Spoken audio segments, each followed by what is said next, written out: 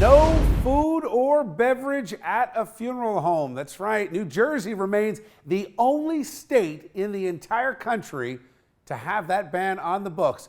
2016, New York State repealed their ban to allow people who are mourning to enjoy some food and beverage. And now a lot of voices in New Jersey saying it's time for New Jersey to join the rest of the country. Joining me now, Paulette Crabeel-Waller, who is with the Crabeel Home for Funerals. Paulette, welcome to Chasing News. How are you? Good. How are you? So I understand that the New Jersey ban was enacted for food safety concerns, health concerns. What do you know about the ban, and why do you believe it's time to just toss it? The food safety ban was because of bugs. Bugs are never good in a funeral home. Things like, just attracting rodents and things along those lines.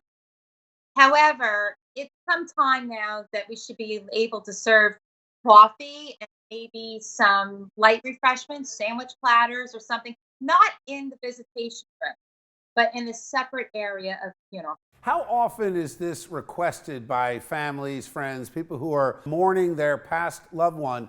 How often do they say, hey, we want to serve beer? Beer? Whiskey on an Irish week. All right, fair enough. Beer.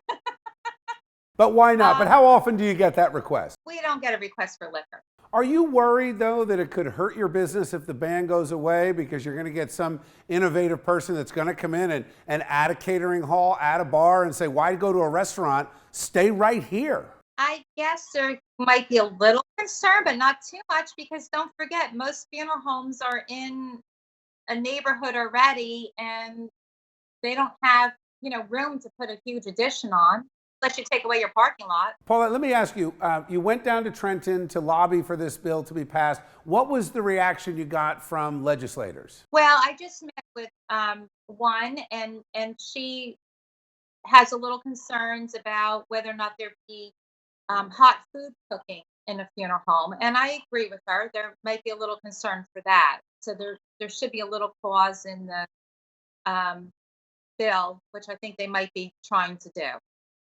Okay. Paulette, thank you for joining me. Appreciate it. Let's bring in tonight's A-plus panel. See what they think. Allison Young, Republican strategist, back with us. Good to see you, Allison. Thanks, Bill. And Peter Brown, Democratic councilman in Linden, New Jersey. Good to see you, Peter. Thank you, Bill. Allison, I'll start with you. Our friend from the funeral home reacted a little bit when I mentioned beer.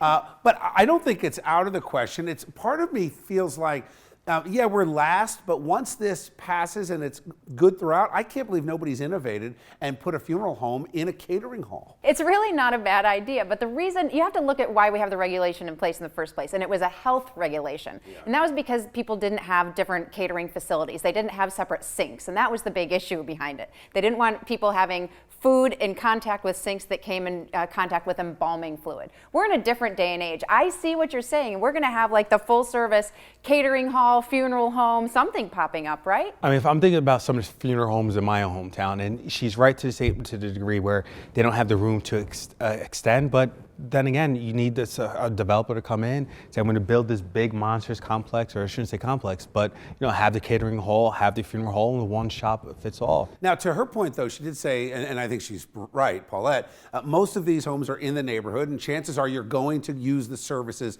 of someone local that you know. So in her mind, it may not even help, other than help the grieving family, because my goodness, you can't get a cup of coffee, right? You're there I know, all day. and that's really the thing. Silly. Like, funeral homes are very neighborhoody. I actually grew up next to one my No entire kidding. childhood, so I know more about funerals than maybe the average Wow. 15-year-old should. But they are based in communities, and when you're in a time of stress and when you're distraught, you're going to call the person you know. Any surprise that Jersey's last on this list? No, are you kidding me? In the state of regulation, let's deregulate and let the market decide. All right, thank you, guys.